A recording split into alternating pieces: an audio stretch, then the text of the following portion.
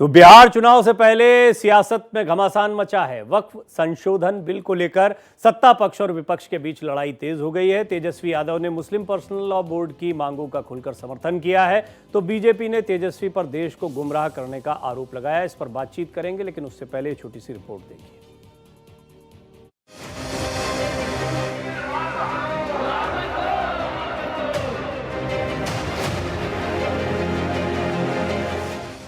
वक्फ संशोधन बिल को लेकर सियासी तकरार बढ़ गई है। दिल्ली के बाद बिहार में इसको लेकर राजनीति गर्मा गई है। पटना में मुस्लिम पर्सनल बोर्ड समेत दूसरे मुस्लिम संगठन सड़क पर उतरे और वक्फ बिल के खिलाफ मोर्चा खोल दिया। आरजेडी ने भी विरोध प्रदर्शन को अपना समर्थन दिया। पार्टी प्रमुख लालू यादव और तेजस्वी यादव ने मंच साझा किया। वक्फ बिल को असंवैधानिक ठहराया। चाहे सत्ता रहे या जाए, इसकी हम लोगों को परवाह नहीं है, लेकिन ये गैर संवैधानिक बिल और लोकतांत्रिक बिल का हम लोग पुरजोर सदन में भी विरोध किया था, संसद में भी विरोध किया था। बिहार चुनाव को देखते हुए प्रशांत किशोर ने भी सियासी दांव खेला। उन्होंने भी मुस्लिम संगठनों की दलीलों को सही ठहराया। वहीं बीजेपी ने मुस्लिम पर्सनल बोर्ड के साथ साथ विरोधी दलों की मानसिकता पर सवाल उठाए। इसमें अमेंडमेंट इसलिए ला रहे हैं कि उस वक्त की प्रॉपर्टी का जो इनकम है उसका फायदा गरीबों को मिले, अल्पसंख्यकों को मिले, पसमानदा को मिले, बच्चों को मिले। और ये इस तरह से विरोध हो रहा है एक अच्छा बेहतर कानून लाने के खिलाफ। तो क्या वो मुतवल्ली जो आज वक्त की प्रॉपर्टी बेच रहे हैं, केयर टेकर बेच रहे हैं, उनके हितों की रक्षा करने के लिए है या देश में विभाजन करना चाहते हैं? केंद्र सरकार का प्रयास है कि संसद के इसी सत्र में वक्फ संशोधन बिल को पास करा दिया जाए, लेकिन मुस्लिम संगठनों सहित तमाम दलों ने हुंकार भर दी है कि किसी भी कीमत पर ये बिल पास नहीं होने देंगे। अब देखना होगा कि वक्फ पर किसकी जीत और किसकी हार होगी। पटना से आशुतोष कुमार की रिपोर्ट, भारत एक्सप्रेस।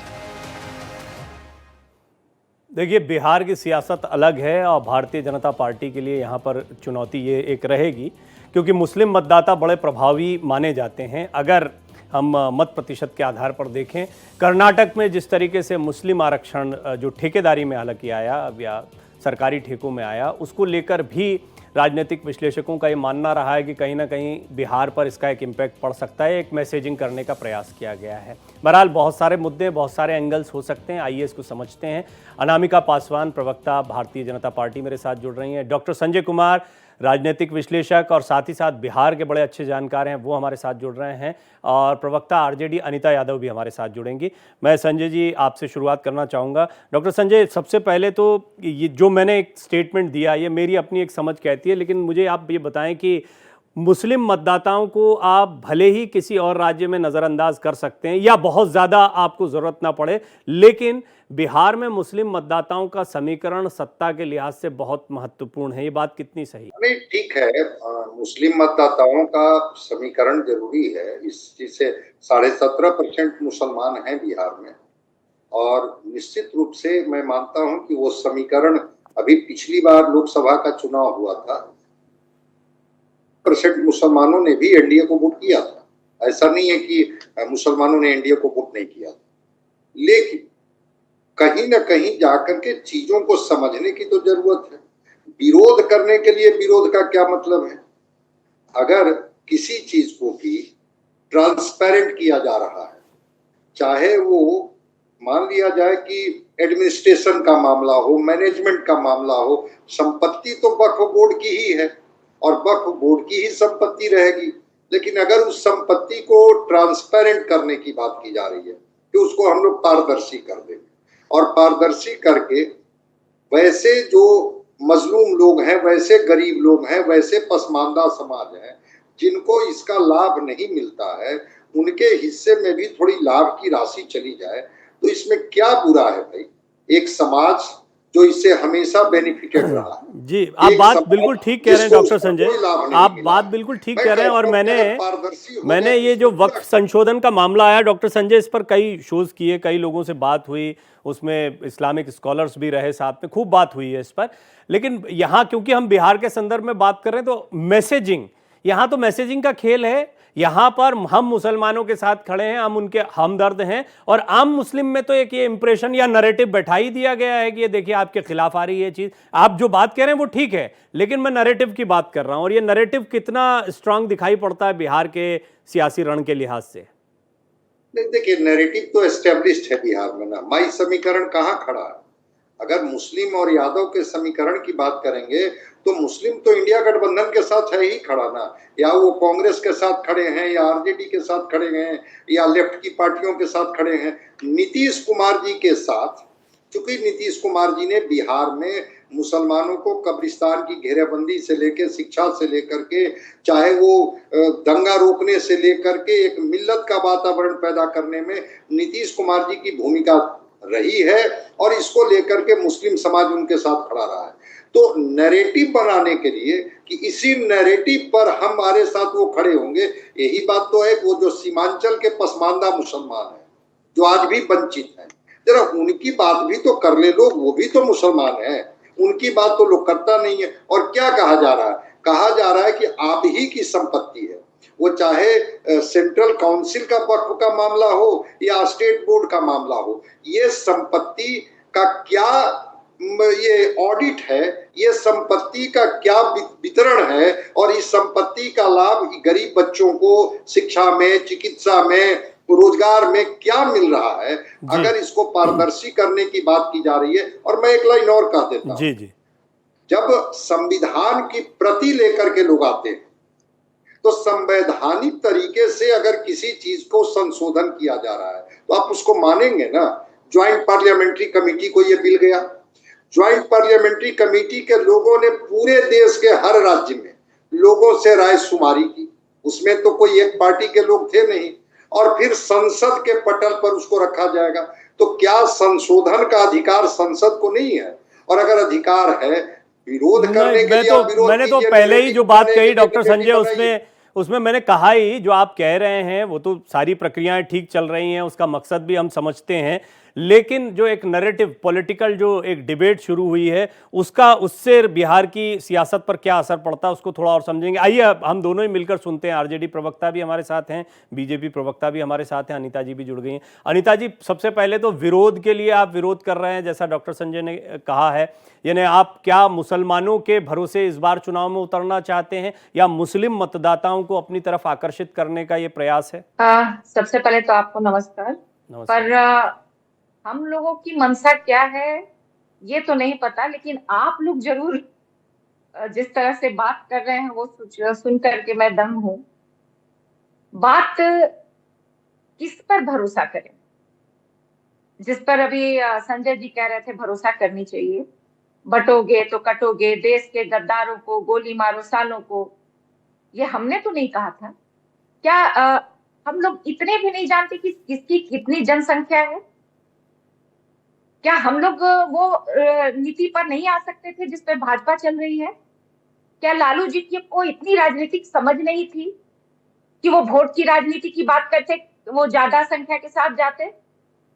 क्या ये सच नहीं है कि सुप्रीम कोर्ट का ऑर्डर नहीं था मस्जिद तोड़ने का? क्या सुप्रीम कोर्ट के ऑर्डर तक हम लोग रुक नहीं सकते थे? संविधान की, कानून की हम इज्जत नहीं कर सकते थे? तो बात ये नहीं है सर, बात ये है कि अगर 1% लोगों के साथ भी हमारे देश में बेईमानी की जाएगी, असमानता किया जाएगा, तो हम उसके साथ खड़े होंगे। हम भले सत्ता खो दें, और इसको हम लोग सिद्ध करके दिखाए हैं। बिहार की जनता ही नहीं, पूरे भारत की जनता ही नहीं, पूरे विश्व की जनता जानती है कि हम लोग सत्ता के लिए समझौता नहीं करते। आज मोदी जी कुछ कहते हैं, उधर योगी जी कह रहे हैं कि जहां 100 मुस्लिम है वहां पे एक हिंदू भी, क्या 50 हिंदू सुरक्षित नहीं रहता है? वहीं मोदी जी कहते हैं कि हम तो मुसलमानों के इलाके में रहे। ये क्या है? किस तरह से देश चलता है? देश में बात कीजिए ना, डिबेट कराइए कि एक जज के घर में करोड़ों रुपया पकड़ा गया। आप जिसके लिए कानून बना रहे हैं, क्या उनसे बैठकर बात हुई? इसी तरह से किसानों के लिए कानून बनाया गया। आप जनता के लिए, आप मालिक मत बन जाइए। ठीक, आप जनता को समझाएं चलिए, कि आपके हित का काम होता है। आपने देश में अपनी बेरोजगारी है, भ्रष्टाचार है, जी अनीता जी, अनीता जी, भ्रष्टाचार है, जी जी उसको जी, दूर करने का ठीक, बदलिए आपने आप लक्ष्य आपने के लिए। आपने पार्टी प्रवक्ता के तौर पर अपनी बात को रखा। हालांकि जैसे मैंने कहा भी शुरुआत में कि मैं इसका पार्ट 2 कर रहा हूं आप लोगों के साथ, तो बिहार की सियासत पर बात का पार्ट 2 क्या, बल्कि वक्फ संशोधन पर हम इतनी सारी डिबेट कर चुके हैं, तमाम स्कॉलर्स बैठे हैं दोनों तरफ से, और उसको हमने खूब अच्छे से समझा वक्फ बोर्ड को कि यह संशोधन का जो बिल लाया गया है, जेपीसी की जो कार्यवाही है उसको समझा है। अभी मसला ये चल रहा है कि जिस तरह से एक आंदोलन क्रिएट किया जा रहा है उसका मकसद क्या दिखाई पड़ता है, उस पर हम थोड़ा सा और बात करेंगे। लेकिन आपकी बात को अनामिका जी ने भी सुना, जो कि भारतीय जनता पार्टी का पक्ष यहाँ पर रखेंगी। तो अनामिका जी, ये बात तो सही है कि इतना हिंदू मुस्लिम करने की क्या जरूरत पड़ती भाई आप लोगों को, और बिहार में फिर कैसे जाएंगे? बिहार में तो ये वाली ट्रिक चलेगी नहीं चलेगी? आपकी महाराष्ट्र में चल गई, मध्य प्रदेश में चल गई, उत्तर प्रदेश में चल जाती कुछ हद तक, हालांकि इस बार नहीं चली है। तो क्या बिहार में आप लोगों की प्लानिंग है? देखिए, बिहार में प्लानिंग, अभी बात आप वक्फ बोर्ड पे कर रहे थे, हमें नहीं पता है कि अनीता जी को वक्फ बोर्ड के बारे में कितना पता है, लेकिन मुझे इतना पता है कि सच्चर कमेटी की जब रिपोर्ट आई थी पार्लियामेंट में, उस समय कहा गया था कि भारत में मुसलमानों की स्थिति अनुसूचित जातियों से भी खराब है, और अगर 1947 में हम जाते हैं तो 30,000 एकड़ जमीन थी वक्फ बोर्ड के पास, अब 9,60,000 एकड़ जमीन है वक्फ बोर्ड के पास। तो या तो सच्चर कमेटी की रिपोर्ट गलत है, या एक समुदाय इतना रईस है कि 9,30,000 एकड़ जमीन दान में दे सकता है। और सबसे बड़ी बात कि वक्फ बोर्ड क्या है, क्या होता है वक्फ में? वक्फ में होता है कि जो रईस लोग जिनके पास बहुत संपत्ति होती है तो वो वक्फ में दान करते हैं। किसके लिए? यतीमों के लिए, मदरसे के लिए, गरीबों के लिए, कब्रिस्तानों के लिए। लेकिन अभी हो क्या रहा है, वक्फ बोर्ड के जितने भी कटमुल्ला और कट्टरपंथी हैं वो क्या कर रहे हैं? वक्फ की जमीन को मॉल में तब्दील कर रहे हैं। अरे, कश्मीरी गेट दिल्ली में तो मस्जिद को तोड़कर होटल बना दिया गया। आप वक्फ बोर्ड के नियमों को समझिए।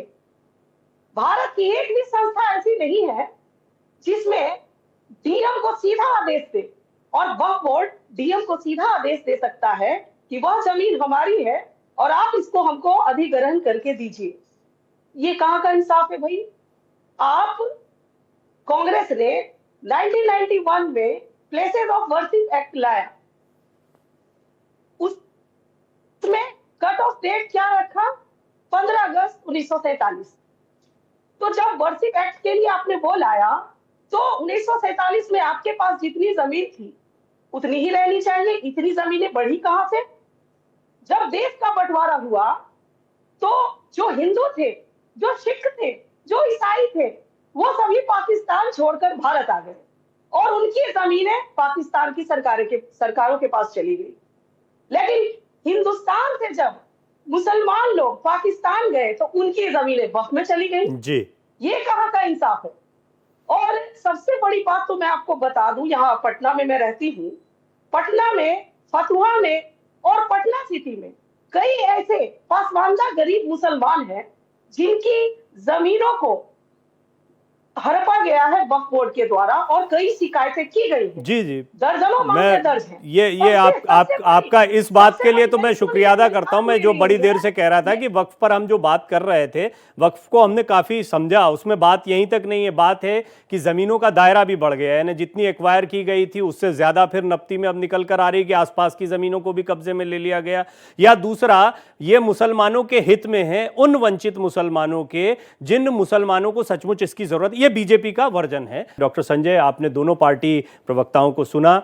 अब मैं जानना चाहूंगा कि यहां पर जो मैं बार बार पूछ रहा हूं, आप समझ गए होंगे मेरा पॉइंट, कि बात वक्फ संशोधन के सही गलत से आगे बढ़कर, देखिए जो नैरेटिव है आरजेडी का या जो बीजेपी का नैरेटिव, किसी पॉलिटिकल पार्टी का नैरेटिव होता है, उसके साथ में वो रहते हैं। 100 तर्क निकाले जा सकते हैं, सही भी गलत भी, किसी भी बहस में। लेकिन आप मुझे बताएं कि बिहार के लिहाज से ये एंगल लेना आरजेडी को कितना बड़ा एक बूस्ट देता है? क्योंकि मैं देख रहा हूं सिर्फ आरजेडी नहीं, फिर प्रशांत किशोर भी या अन्य राजनीतिक दल भी इसे एक अपॉर्चुनिटी के तौर पर देख रहे हैं।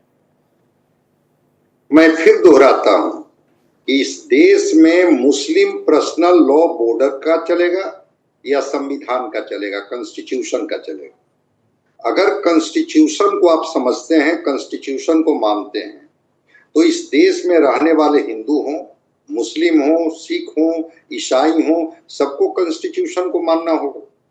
और वक्फ बोर्ड की जमीन 9 लाख एकड़ हो जाए, 20 लाख एकड़ हो जाए, उससे ज्यादा इंपॉर्टेंट है कि क्या उसके फायदे जो बाकी उस जो सच्चर कमेटी की बात कर रही थी रिपोर्ट की, क्या जो वंचित हैं, जो चिथड़ों में लिपटी हुई जिंदगी है, जिनके बच्चे जो हैं असहाय हैं, जिनको शिक्षा नहीं मिल पाती है, चिकित्सा नहीं मिल पाती है, उसी वक्फ बोर्ड जो दान में ही दिया गया, अगर उसका फायदा उन गरीबों को मिल जाए, जो पसमानदा समाज है उसको मिल जाए, इसमें क्या बुरा है। इसीलिए मैं बार बार पारदर्शिता की बात कर रहा हूं कि ठीक है, बोर्ड पर आप ही का नियंत्रण हो, आप ही उसको संचालित कीजिए, लेकिन उसके फायदे जो एक समाज उठा ले जा रहा है, उसी मुस्लिम समाज का, और बाकी समाज को उसका कोई फायदा नहीं हो रहा है, तो अगर देश और देश का संविधान इस बात के लिए बना है कि सबको इसकी सहभागिता में लाभ मिले, हिस्सा मिले, उसकी भागीदारी सुनिश्चित हो, इसमें मैं कोई बुरा तो नहीं मानता हूं। वक्फ संशोधन बोर्ड में जो 15 संशोधन की बात की जा रही है, हो सकता है कि कल वो फिर से एक बार संसद पर में टेबल किया जाए वो बिल। उस बिल की खामियों को तो बता दीजिए कि उस बिल में जो संशोधन है, इससे उस समाज का क्या नुकसान हो जाएगा, और वो जो उस समाज के जो वंचित वर्ग है, जिसको कोई फायदा नहीं। मैं एक छोटा उदाहरण देकर के चीजों को बता देना चाहता हूँ। एक वक्फ की जमीन है, उस वक्फ की जमीन पर आज से 25 साल पहले कोई दुकानें बनी, अगर उसका किराया 50 रुपया है, तो आज भी जिस मैनेजमेंट में जो लोग बैठे हुए हैं उसका किराया 50 रुपया ही लेते हैं। अगर आज बदलते हुए परिस्थिति में उसका किराया 5000 रुपया हो जाए और उससे उसी बच्चों को शिक्षा मिलने लगे, चिकित्सा मिलने लगे, तो भला तो उस समाज का होगा ना। पटना में अंजुमन इस्लामिया हॉल है, वक्फ की जमीन पर बनी हुई है भाई, उसमें शादियां होती हैं, विवाह होता है, उसमें सामूहिक आयोजन होता है, उसी समाज के लोग तो उसका फायदा उठाते हैं। तो अगर वो वक्फ की ही जमीन है, उसी समाज के लोगों, अब मुझे लगता है क्योंकि ये वक्फ पर ही बात आई, अनामिका जी ने भी ज्यादातर बातें वक्फ के बारे में उन्होंने कई बातें रखी जिसको आपने आगे बढ़ाया। तो अनीता जी, आप लोगों की समझ वक्फ को लेकर क्या है और आप लोग क्या, आपका विरोध क्या है? देखिए, सबसे बड़ी बात तो जो मैं संजय जी की बात का जवाब देना चाहूंगी कि बात तो संविधान की है और होनी भी चाहिए, संवैधानिक तरीके से हो। लेकिन क्या बाबरी मस्जिद का गिराना संवैधानिक था? क्या किसानों पर गोली चलाना संवैधानिक था? क्या बच्चे जो बिहार में धरना प्रदर्शन पे बैठे थे उन पर लाठीचार्ज संवैधानिक था? क्या पहलवान बेटियां जो जंतर मंतर पे बैठी थी उन पे लाठी चलाना संवैधानिक था? तो ये संविधानिक बात जो करने में लक्ष्यदार भाषा का प्रयोग करना और काम करना, ये दो चीजें होती हैं। अब आप कहिए कि किसान जो महीनों बैठे रहे, किसान हित की बात किए थे ना मोदी जी, लेकिन किसानों को इतना दिन बैठना पड़ा, कितने किसान शहीद हो गए, वक्त पे बताइए ना, मेरी बात सुन लीजिए। नहीं, मैं सुनूंगा, समय की सीमा रहती है, वो जब तक आप बोलेंगे फिर आप लोगों की नाराजगी होती है, हमें बोलने नहीं दिया। देखिए, आप बोल रहे हैं पर्याप्त, में कि मैं चाहता हूं वक्त पे थोड़ा सा बोलें आप। बीच में मत बोलिए, नहीं तो मैं चली जाऊंगी आपका। मैं आपको बिल्कुल रोकूंगा नहीं, मैं अनीता जी बिल्कुल रोकूंगा नहीं, आपको इस बात से नहीं रोकूंगा। ये कोई मैं आपसे जो पूछ रहा हूं, आप वक्त पे बोले, समय की एक सीमा होती है। मैं आ रही हूँ अपने जगह पे, आप आने बोलने दीजिए। तो किसानों का कितना हित हुआ? तो किसान वर्ग क्यों विश्वास करेगा, चाहे वो हिंदू हो या मुस्लिम हो? महिलाएं जिनके बारे में बोले थे मोदी जी, क्या था एक नारा, वो मेरे को भी याद नहीं आ रहा है, बेटी बचाओ बेटी पढ़ाओ। आप देखें वहां पे गुजरात में क्या हुआ। अनीता जी, क्या बात हम लोग कर रहे हैं? अनीता जी, मैं माफी चाहूंगा आपसे। आजकल मैं देख रहा हूं, खास तौर पर आरजेडी की तरफ से, मैं बहुत माफी के साथ कहना चाहूंगा, मुझे पता नहीं आप लोगों की क्या ट्रेनिंग चल रही है, but this is not the way. एक डिबेट चलने का ये तरीका नहीं होता है कि आपको जो बोलना है आप थोप रहे हैं। एक बात चल रही है, वक्त के ऊपर हम बात कर रहे हैं, आप वक्त पे एक भी शब्द नहीं बोल रही। आप हमसे वो मत बुलवाइए जो आप बुलवाना चाहते हैं, हम क्यों बोलेंगे? मैं कल से मैं आपसे सब्जेक्ट पूछ लूंगा, तब आपके साथ में चर्चा करूंगा। अनामिका जी, ये बताइए बीजेपी क्या किस स्ट्रेटेजी के साथ में चलना चाहती है, और दूसरा वक्फ को लेकर इतना विरोध हो रहा है, ये बात तो साफ है कि ये आप लोगों के लिए एक परेशानी का सबब बनेगा, एक नैरेटिव बनेगा। देखिए, कोई परेशानी हमारे लिए नहीं है, क्योंकि हम मुसलमान के उस 75% लोगों के साथ हैं जो जरूरतमंद है, जो पसमानदा है, जो दर्जी है, जो कुंजड़ा है, जिनको कभी भी वक्फ बोर्ड से कोई लाभ नहीं मिला, उनके लिए हम खड़े हैं। और आप इन लोगों को क्यों लग रहा है भाई कि अगर वक्फ बोर्ड में कोई एक गैर मुसलमान प्रवेश कर जाएंगे तो मुसलमानों का हक छीना जाएगा? ये तो गलत बात है, ये तो आप ही की संपत्ति रहेगी। नहीं, अब मैं चाहता तो था कि वो वक्फ पे कुछ बोले, लेकिन उन्होंने वक्फ पे कोई बात ही नहीं बोली है। मुझे वो स्टैंड समझ नहीं आया।